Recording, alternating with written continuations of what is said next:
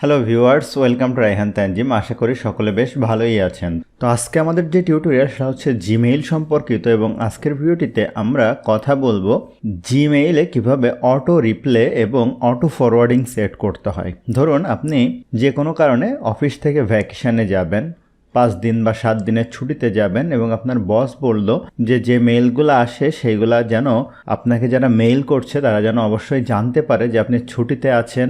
আপনি অবশ্যই তাদেরকে মেইলে রিপ্লাই দিয়ে জানাবেন, না হলে কনজিউমার কিন্তু অসন্তুষ্ট হবে। তো আপনি হয়তো ছুটিতে এমন জায়গায় যাচ্ছেন, খুবই ব্যস্ত থাকবেন, রিপ্লাই দেওয়ার সময় পাবেন না, অথবা আপনাকে যে মেইলে মেইল করছে আপনি চান ওই অফিসিয়াল মেইল থেকে আপনার পার্সোনাল মেইলেও একটি কপি আপনি ফরওয়ার্ড করে রাখবেন। তো এই টোটাল জিনিসটা অটোমেটিক্যালি কিভাবে করবেন ওইটা নিয়ে আজকে আমরা কথা বলবো। তো এক্সপার্ট হওয়ার জন্য ভিডিওটি অবশ্যই শেষ পর্যন্ত দেখে নেবেন।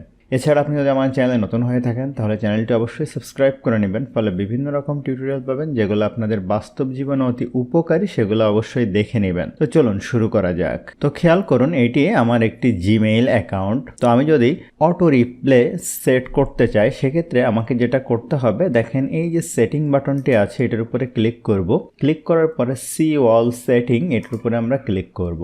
তো এখানে আপনি অনেকগুলো আসলে অপশান পাবেন। আমরা যে অটো ফরওয়ার্ডিংটি নিয়ে কথা বলবো তার আগে আমরা অটো রিপ্লেটি নিয়ে কথা বলে নিব। তো আমরা আস্তে আস্তে নিচের দিকে যাব। নিচের দিকে যাওয়ার পরে আপনি একদম নিচের দিকে এখানে একটি অপশন পাবেন ভ্যাকেশন রেসপন্ডার। এখানে দেখেন vacation responder by default off আছে। আপনি যদি এটা অন করতে চান সেক্ষেত্রে আপনি এটার উপরে ক্লিক করবেন, ভ্যাকেশন রেসপন্ডার অন। এখন আপনি কোন সময় থেকে কোন সময় পর্যন্ত এই ভ্যাকেশানে থাকবেন। তো এটা হচ্ছে আপনার ফার্স্ট ডে, আর আপনি এখানে যদি লাস্ট ডে সিলেক্ট করে দেন, ধরুন ডিসেম্বর 22 পর্যন্ত, তো আপনি এটা ম্যানুয়ালি চাইলেও এখানে ডিসেম্বর 21 করতে পারবেন। তো এই সময়গুলোতে আপনি ভ্যাকেশানে থাকবেন।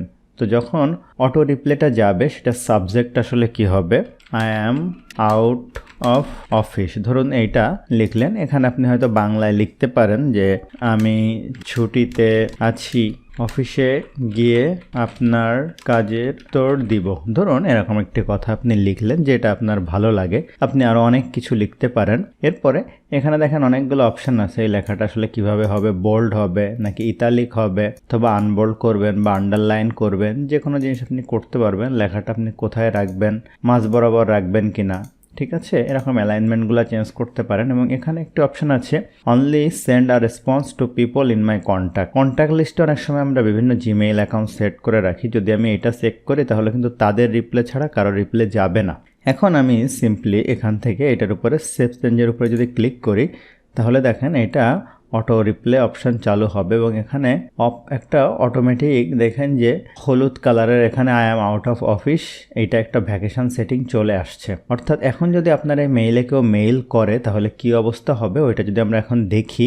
আমি আমার অন্য একটা জিমেইল অ্যাকাউন্টে গেলাম, গিয়ে আমার ওই মেইলটিতে আমি মেইল করার চেষ্টা করি। এই মেইলটি লিখলাম, লেখার পরে হয়তো লিখলাম হাউ আর ইউ, এখানে কোনো কিছু একটি লিখলাম। লেখার পরে আমি যদি এখন সেন্ড করে দেই, দেখেন সেন্ড করার পরে কি অবস্থা হয়। তো খেয়াল করুন, আমি সেন্ড করার পরে আমি যেই আমার মেসেজটি এখান থেকে রিলোড দিলাম, এখানে দেখেন I am out of office how are you, আমি যে তাকে মেইল করেছিলাম তার ওই প্রান্ত থেকে অটোমেটিক একটি মেইল কিন্তু চলে আসলো। আমি ছুটিতে আসি, অফিসে গিয়ে কাজের উত্তর দিব। অর্থাৎ আমি কিন্তু এই মেইলটা থেকে আমি নিজে মেইল করি নাই, অটোমেটিক্যালি এই উত্তরটা কিন্তু এখানে চলে আসছে। তাহলে বুঝতেই পারছেন ব্যাপারটি কতটা ইম্পর্ট্যান্ট এবং দারুণ। তো আমি একইভাবে যদি এই অটো রিপ্লে অপশানটি বন্ধ করতে চাই সেক্ষেত্রে এখান থেকে ইন নাও করতে পারি, অথবা এই যে সেটিংয়ে যাব, যাওয়ার পরে সি অল সেটিংয়ে যাব, আবার যাওয়ার পরে একদম নিচের দিকে চলে যাব।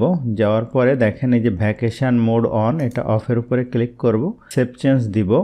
দিলে দেখেন উপরে আমার যে ইয়েলো কালারের যে বারটি ছিল সেটিও কিন্তু এখানে চলে গেল। এখন আমরা আবারও সেটিংয়ে যাব, যাওয়ার পরে যে জিনিসটা দেখাবো বলেছিলাম যে অটো ফরওয়ার্ডিং, আমরা সি অল সেটিংয়ে যাব, যাওয়ার পরে ফরওয়ার্ডিং অ্যান্ড পপ আইএমএফ এটির উপরে ক্লিক করব। এবং এখানে দেখেন ফরওয়ার্ডিং এর একটি অপশান রয়েছে, এখানে আমি অ্যাড ফরওয়ার্ডিং অ্যাড্রেস এটার উপরে আমি ক্লিক করব। এখন আমি যে মেইলটাতে মেইল ফরওয়ার্ড করতে চাই, অর্থাৎ ধরুন এই মেইলে মেইল আসলো, এটা আমার অফিসিয়াল মেইল, অটোমেটিক্যালি আমার অন্য একটি মেইলে এটা ফরওয়ার্ড হয়ে যাবে। সেই মেইলটির অ্যাড্রেস আমি এখানে লিখে দিব। তার জন্য আমি যে মেইল অ্যাড্রেসটি এখানে লিখে নিলাম। লেখার পরে আমি এখানে নেক্সটের উপরে ক্লিক করলাম। তো দেখেন এই মেইলটি লেখার পরে আমাকে বলতেছে তো আমার কোন ফোনে আসলে লগ ইন করা আছে সেখান থেকে আমি কোডটি এখানে দিয়ে দিব। তো আমি এখানে কোডটি দিয়ে নিলাম, নেওয়ার পরে এটা ভেরিফাই হবে। হওয়ার পরে দেখেন এখানে একটা অপশন রয়েছে প্রসিড, আমি এই প্রসিডের উপরে ক্লিক করব।